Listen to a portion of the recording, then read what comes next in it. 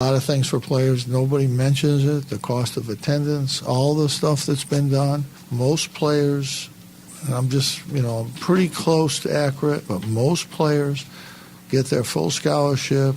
If they have a need at all, if they have a need for Pell, they get about $15,000.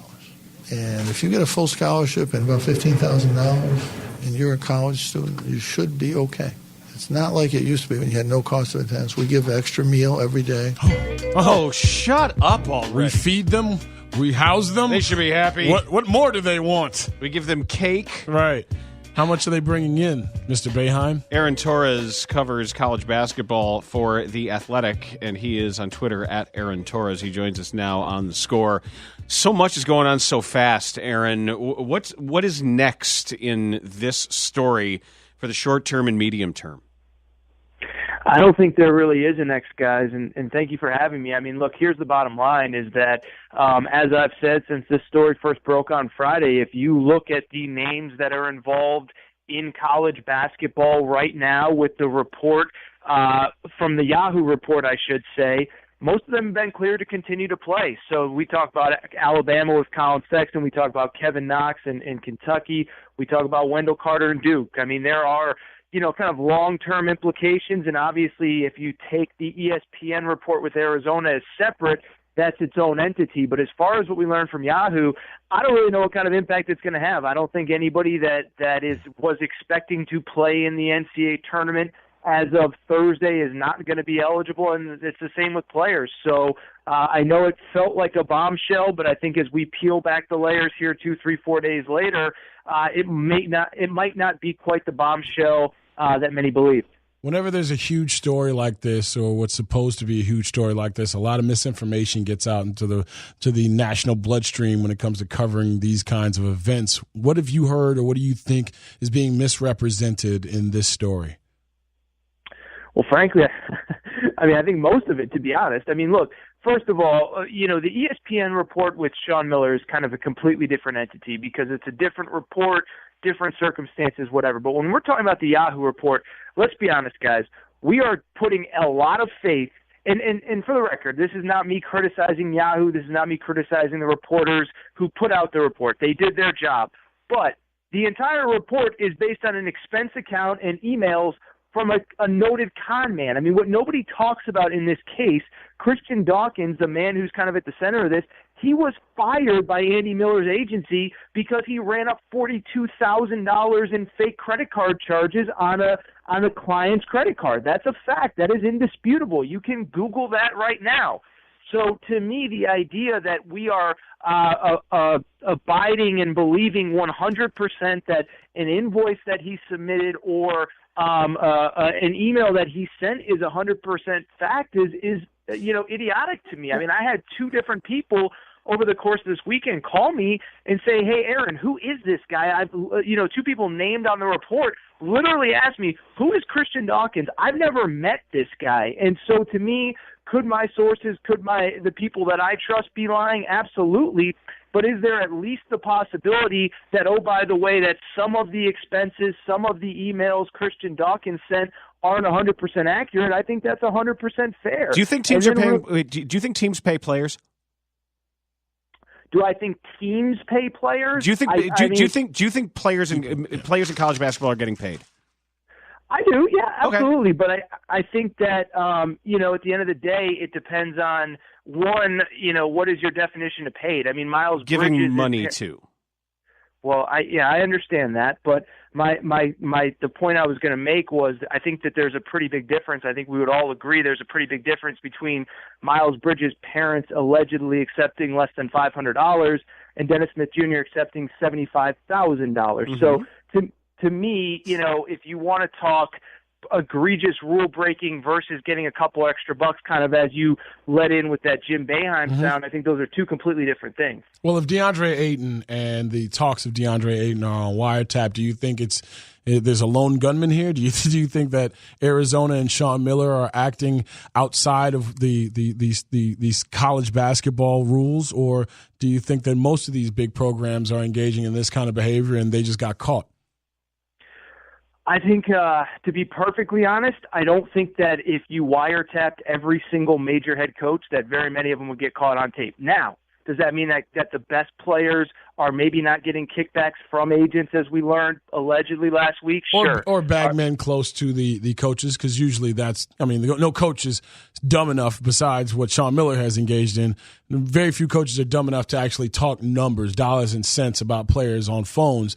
But there are people close to these universities that I'm sure, second and third party situations where you get what you need out of any bidders.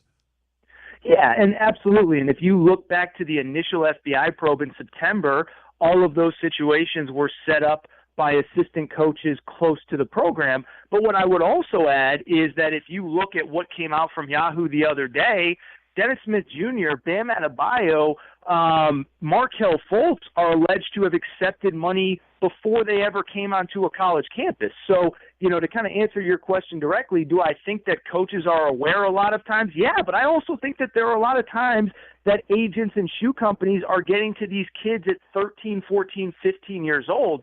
That, to me, has kind of been some of the disappointing kind of quote-unquote reporting that's gone on in this story, is everybody wants to point at the NCAA and blame the NCAA.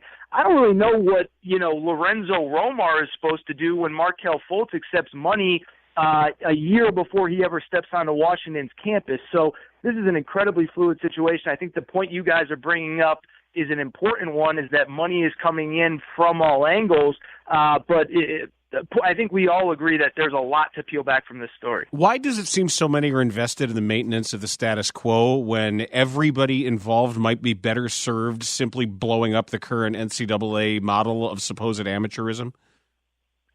Well, see, this is where I would disagree with you guys, and I heard you guys kind of scoff at the Jim Boeheim comments.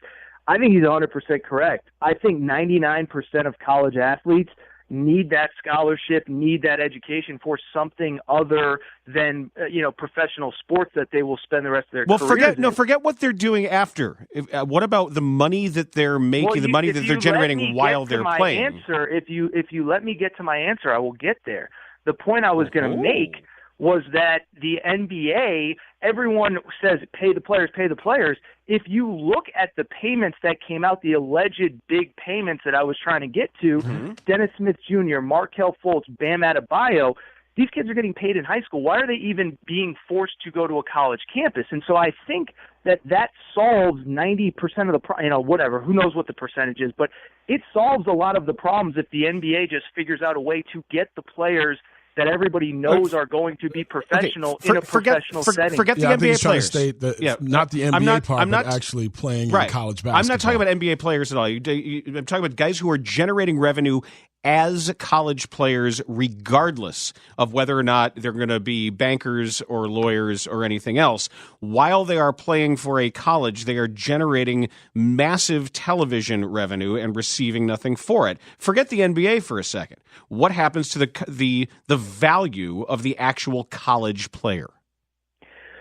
Well, it's a fascinating question. I mean, look, I think the easy answer is you just pay these players, but it gets into a lot of complicated issues I don't have the answers to. Listen, if I think it was as easy as you just write everybody a check, I think it would have been done by now. But you get into all of the issues. I don't think it would have been done by now because the NCAA and the schools want to keep that money. All right. I don't know why you guys had me on if you're just going to disagree with everything I have to say. Have a good afternoon, guys. Thank you.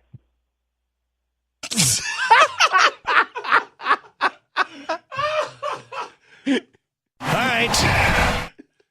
You're listening to the Bernstein and Goff Show on 670 The Score.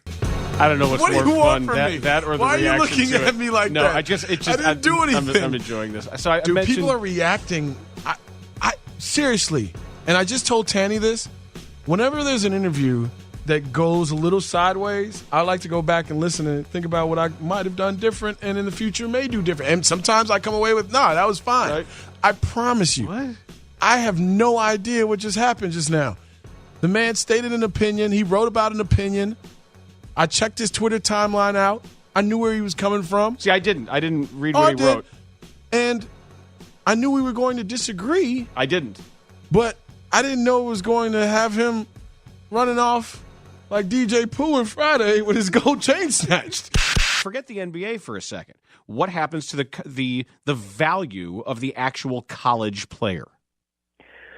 Well, it's a fascinating question. I mean, look, I think the easy answer is you just pay these players, but it gets into a lot of complicated issues That's okay. I don't have the answers to. Listen, if I think it was as easy as you just write everybody a check, I think it would have been done by now. But you get into all of the issues. I don't think it would have been done by now because the NCAA and the schools want to keep that money. All right. I don't know why you guys had me on if you're just going to disagree with everything I have to say. Have a good afternoon, guys. Thank you.